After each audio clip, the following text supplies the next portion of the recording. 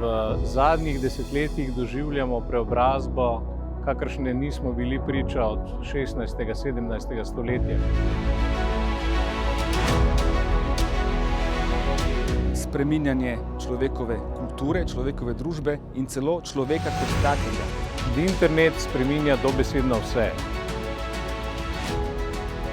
Digitalizacija mora biti sredstvo in ne cilj.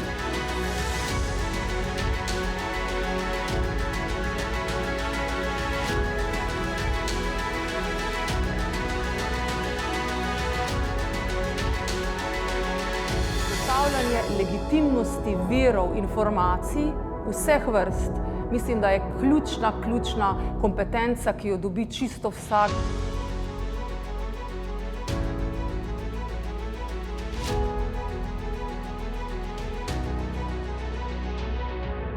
Medij, s katerim imaš ti prvi stik, je ključnega pomena. Brez osnovnih, vsaj družboslovnih in humanističnih znanj, ni mogoče razumeti sveta, v katerem živimo.